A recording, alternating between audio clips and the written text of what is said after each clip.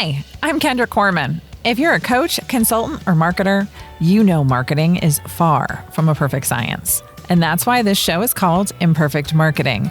Join me and my guests as we explore how to grow your business with marketing tips and, of course, lessons learned along the way.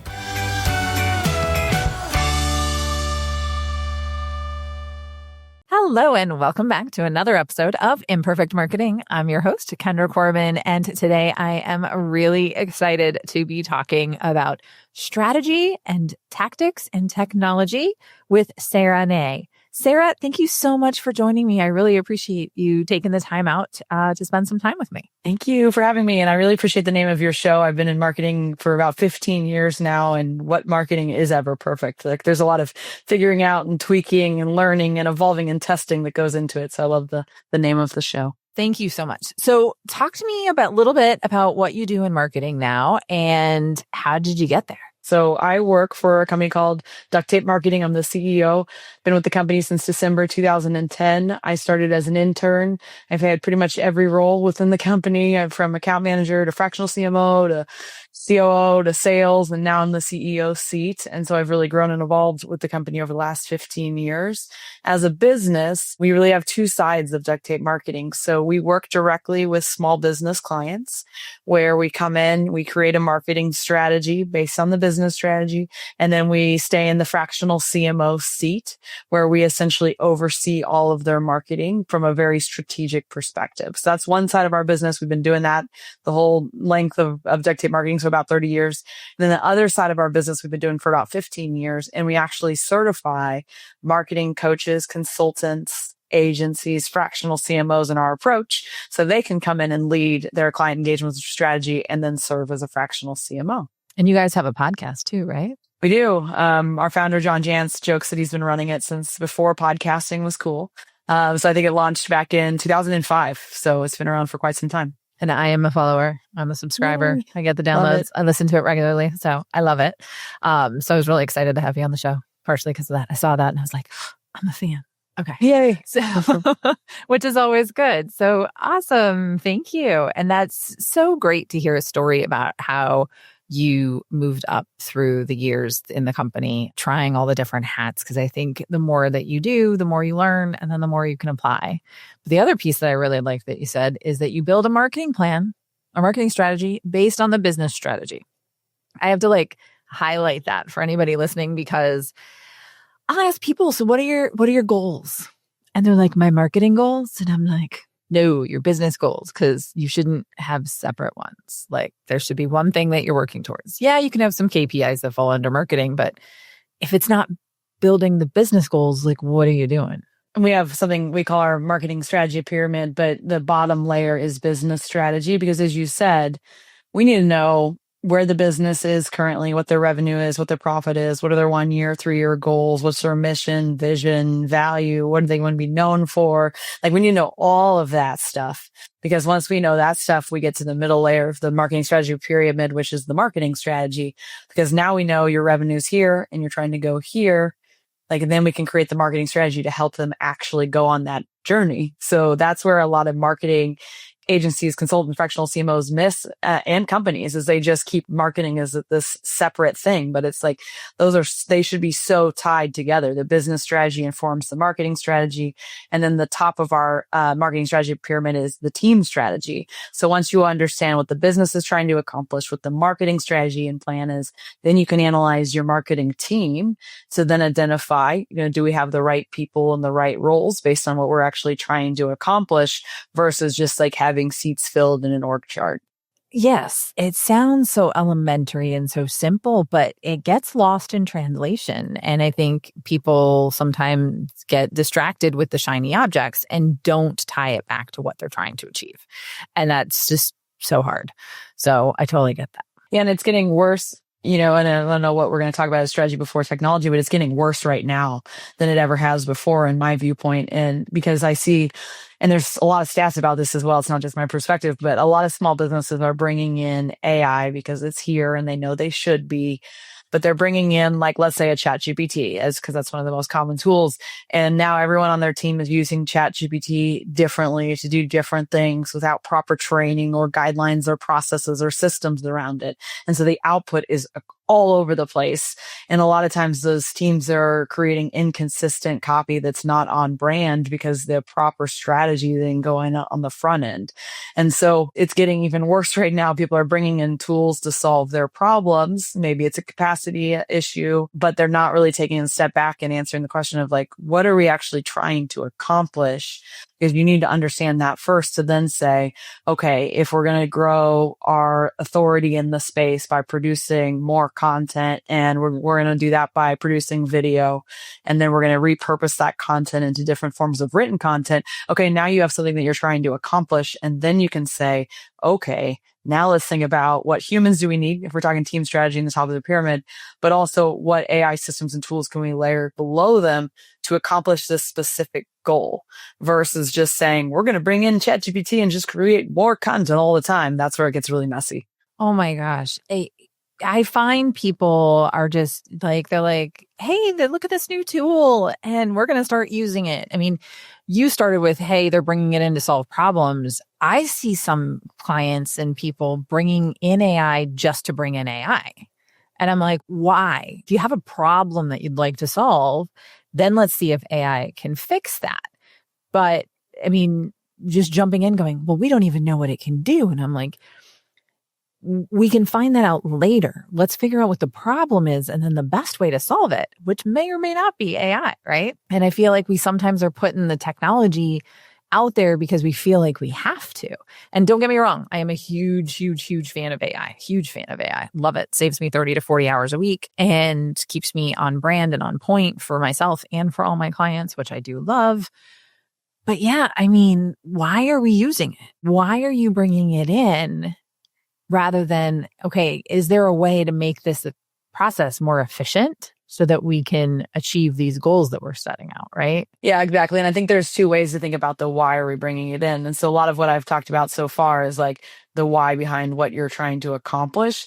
But I've also worked with a lot of businesses where, and my team is the same way, where like you start bringing in these AI systems and people on the team are like, wait, am I going to be replaced? Like, what's happening here? Like, I don't know about AI. I'm not that comfortable in it yet. And so you also have to address once you do start bringing in AI, you have to help all of your team understand the why behind it as well. And if you can tell the story of, we're not bringing this in to replace you, we're bringing this in to elevate you, I think that's a really necessary message. So it's the why are we bringing it in as a company, and then getting everyone on the team behind the why as well. One of my favorite exercises for that is, having everyone on your team analyze all of the skills or tasks that they're doing on a regular basis, and then answer the questions of, like, is this increasing in value, staying stable, or decreasing in value because of AI? And if it's staying stable or decreasing, then look at, what are the AI systems or tools you can build below them to help with some of that stuff so they can focus on the things that are increasing in value. And when you can walk your team through an exercise like that, then you're helping them really future-proof their career moving forward. You're helping them identify where they need to focus, where they need to grow. And then if you're a good leader, you're providing them with resources and training and education and mentorship to help evolve in those areas. Because I think there's just so much unknown with AI. Like, where it is today, it might be completely different it will be completely different in 6 months or a year from now. So we're all kind of playing the guessing game. But as a business leader, you have to really think about that and the why behind it for yourself and for your team to help everyone feel more confident and stable moving forward. Well, and you're saying, people are unsure, right? And I actually didn't believe that was still happening. I thought people had gotten a little bit past the AI is taking my job, so I don't want to learn it thing, but it's not. I mean, I've had 3 or 4 people in the last couple of months at AI trainings or AI presentations that I've done walk up to me afterward and said, thank you so much. I'm going to go try it. I've been putting it off because I was scared it was going to take my job. It's common, and you can see the people that are really outspoken against AI. I can a lot of cases see that they feel threatened by it. And that's a big piece. Like I talk to so many marketing consultants, agencies, fractional CMOs through our program, through sales calls, through masterminds I'm part of. Like I just have a lot of exposure to people in that space. And there's a divide. I actually posted about this on LinkedIn. Like there's a divide going on right now in the marketing space. Either people are all in on AI. This is the future. I'm going to lead the change. Or they're threatened by it and they're not touching it and they're outspoken about the dangers and risks and evil of AI. And so I talk a lot to the marketing agencies, consultants, fractional CMOs in the space. And I'm like, if we don't evolve, we will be replaced. Like it's a fact. It's coming. Like I am very confident on that. And so I talk a lot about though, our opportunity is to shift and evolve to offer things that AI can't, and then bring in AI for the things that AI are good at. So the same kind of thing with going through the exercise. Like as a marketing agency, you could keep offering execution for things like SEO, social, paid, but tools are being developed very quickly that are going to be capable of handling those things with, a human hopefully overseeing them still. But that gives the opportunity for small businesses to be able to bring execution in-house. But what they'll lack in a lot of cases is that leadership to actually guide the marketing initiatives overall and to up-level humans that are using the AI systems. And so if you're a marketing agency still offering execution, or marketing consultant or fractional CMO, like the time is now to shift into leading strategy, leading teams, up-leveling humans, and then training people on how to use AI effectively moving forward. And I think that's the way you're going to continue to compete versus execution, because it's going to be a race to the bottom. Well, and I talk all the time when I do presentations on AI. I sat in a presentation where the guy had talked about, he'd been very big at a lot of tech companies, and he talked about how AI is flipping the work pyramid, right? We got 60% of our day right now is spent on work about work. 10% of our day is spent on doing things that AI can't do, which is coming up with new ideas, innovating, really thinking of new things. And he's like, that pyramid's going to flip flop, right?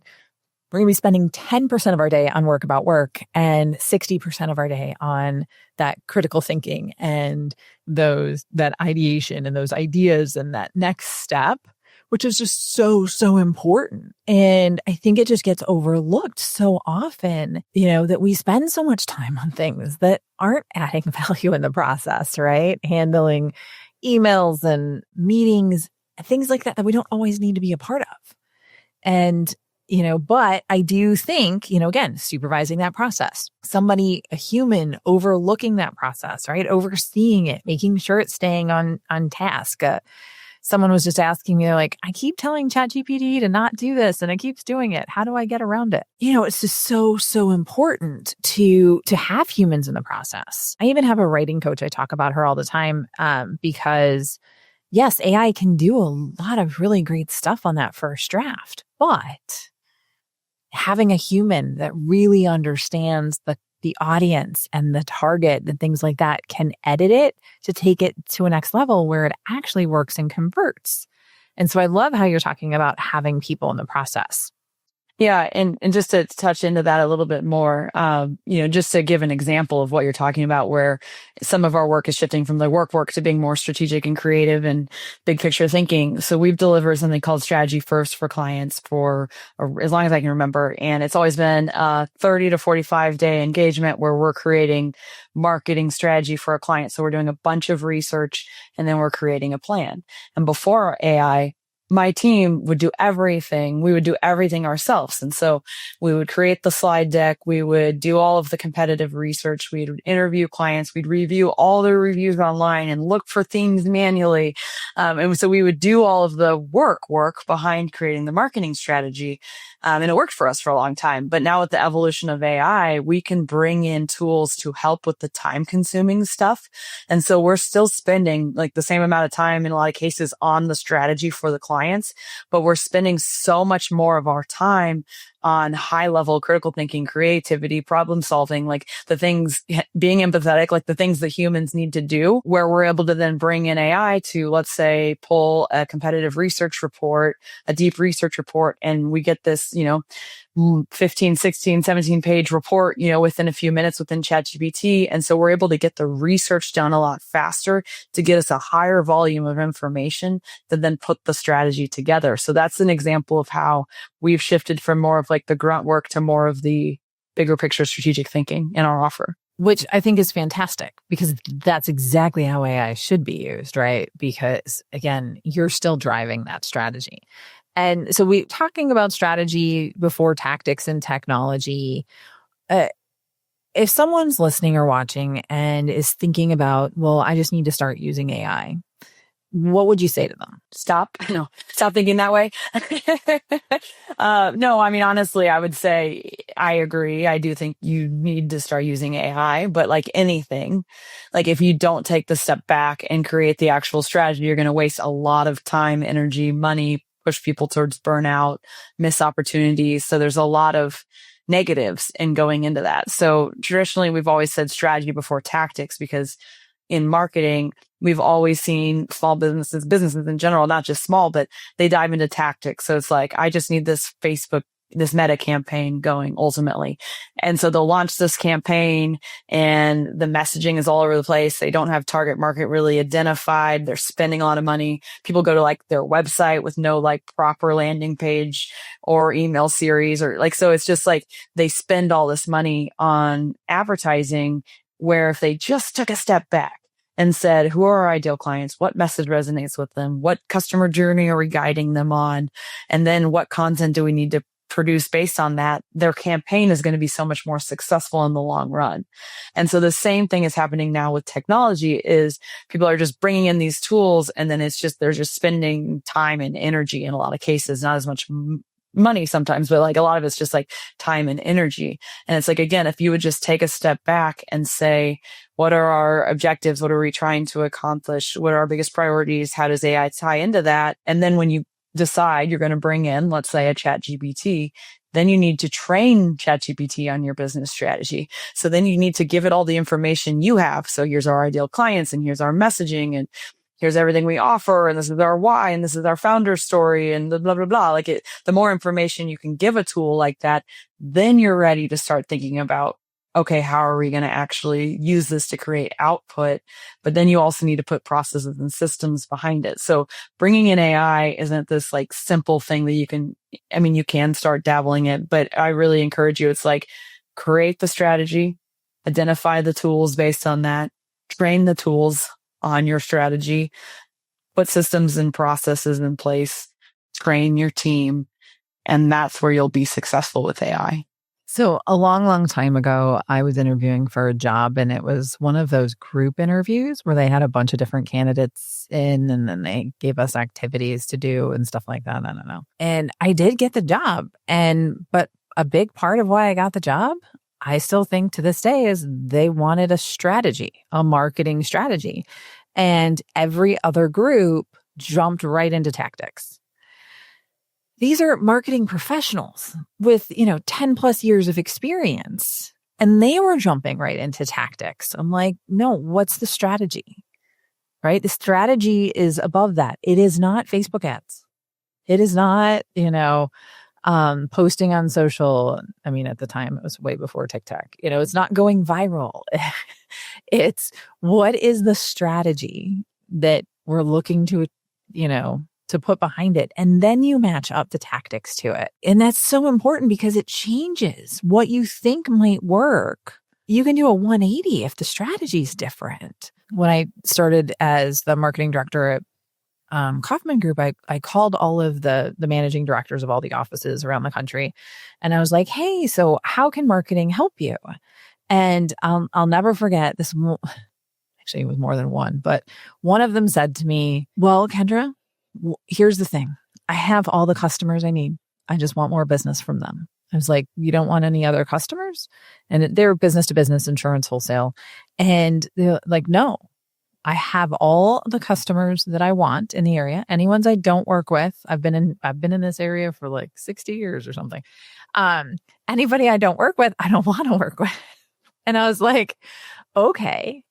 And the number one budget item in marketing was trade publications. I'm like, why are we advertising in the trade magazines if we want more business from existing customers. So, we changed to direct mail. It's taking that step back and really thinking about what are you trying to do? And then what's the best way to do it? It's so important in that. And, again, I went from ads and trade publications to direct mail, but that works for technology too. Yeah, absolutely. What are you trying to do is the biggest first question you need to answer. But then, like, who do you serve and what message resonates with them and what journey are you trying to guide them on? Like, it's all of those pieces together that you have to get clear on, because that's another area that people miss is like, okay, who do you serve or who are you targeting? Like, if you skip over that, you don't know what channels to focus on. You don't know if you want to focus on direct mail or Facebook or whatever it might be, because you have no idea who your ideal clients are, where do they hang out online, how do they make buying decisions. And so it's all of those pieces together. What are you trying to accomplish? Who do you target? What's the message? What's the journey? Like, you have to have all of that mapped out before you can even start to think about tactics or technology. So you're mentioning the customer journey a little bit there. Why don't you talk a little bit about that? So for those listening and watching, what should they be thinking about when they hear the term journey? Yeah. So we have our own version of the customer journey. We call it the marketing hourglass. And essentially that's mapping out how can people get to know, like, trust, try, buy, repeat, and refer. And so you're really looking at the whole journey that they would have with you. And to your point with your client that you were mentioning earlier, like, they really wanted more repeat clients. It sounded like they wanted to sell more to those people. And so when you map out the whole customer journey or the hourglass, it will help you understand where your gaps and where are your biggest opportunities. Because when you can take care of someone throughout that whole entire journey, the last stage is refer.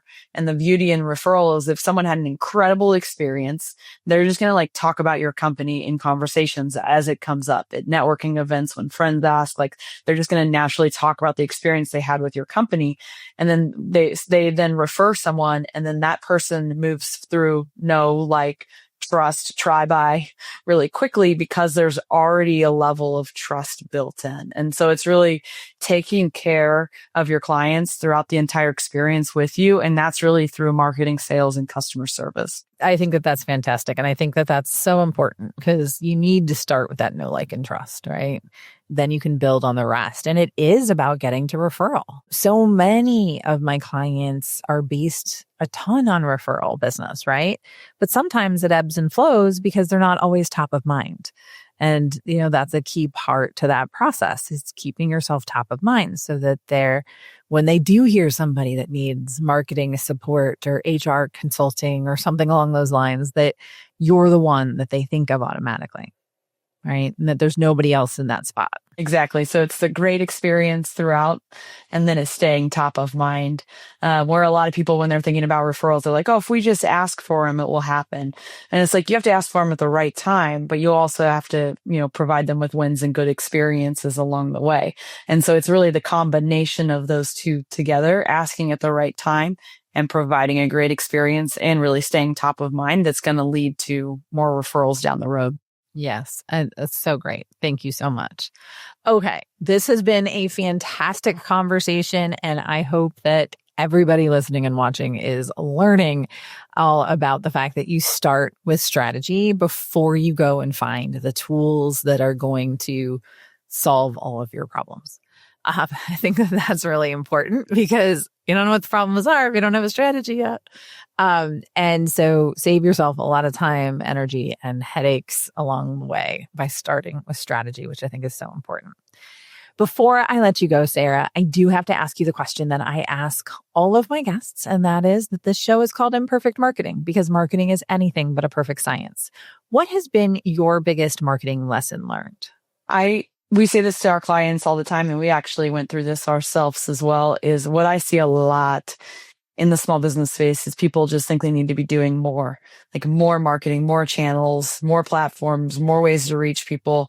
And so we always say, like, simpler is better in a lot of cases, like really understand based on your metrics, what channels or efforts are working and go all in on those versus feeling like you need to be on every social platform and on every paid account, all of the things, because it's really hard to manage. And all of a sudden people get spread way too thin doing things okay, but nothing well. And so we've also, experienced that over the years where we just try to do too much versus just narrowing in on things that work for us, like webinars or other things that we have in place. And so I think the lesson learned there is more is not always better. A lot of times when it comes to marketing, it's how can you get great at understanding your numbers and go deeper on what's actually working for you versus trying to do everything. I love that. And I mean, I'm guilty of it too in my business. I went out on all the things, right? Now you can find me on LinkedIn and YouTube, and you can find everything. You can find me other places, but you're not getting interaction. I'm not really responding. All my all in is on LinkedIn and YouTube because I got to the point where I got burnout and I went dark for 3 months, and like that didn't help anybody, right?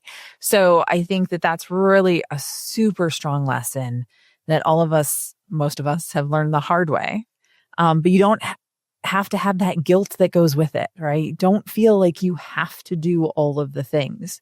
I think when I realized that I didn't have to do all the things is I had a guest on the podcast and she was a marketing consultant and she only had LinkedIn. You go to her website, she just had a link to LinkedIn. That's where her people were. And so that's where she hung out. That was the only platform she had. Now, did she protect and grab her brand name on Facebook and Instagram? Maybe, right? Maybe she was proactive on doing that. But outside, the only place you can find her is LinkedIn. And there's nothing wrong with that. And I think we feel so guilty. Oh, right. When we're not doing all the things because, oh my gosh, I went to this meeting and so is having great response from their reels. And it's like, maybe their people are there, right? Maybe yours aren't. Absolutely. It comes down to where are your people, but also, maintaining something that you can sustain for the long term. Because you mentioned burnout there. Like I've been close to burnout over the years a few times. I think most people probably have in their career. And a lot of it is from doing too many things at once and trying to, sustain that. And so I think there's two reasons behind it, like really get good at hanging out with where your people are online, as you said, but also do what feels right for you as well. Because it's important for you to be able to enjoy work and to sustain it and to be here for a long time. Because I see a lot of people, marketers especially, get burnt out over the years because there's so many components when it comes to marketing. There's, all the different channels and then all the evolution of AI. It's just this overwhelming space. And so don't feel like you have to master all of it. Get good at where your strengths lie. I love that. It's such a strong and powerful message. So get rid of your guilt and focus. Focus and be consistent, right? And sustainable. That's so, so important. Thank you again, Sara, so much for your time. I really appreciate it. For those of you listening and watching, if you learned something today, and I'm pretty sure you did, I would love it if you would rate and subscribe wherever you're listening or watching. Until next time, have a great rest of your day.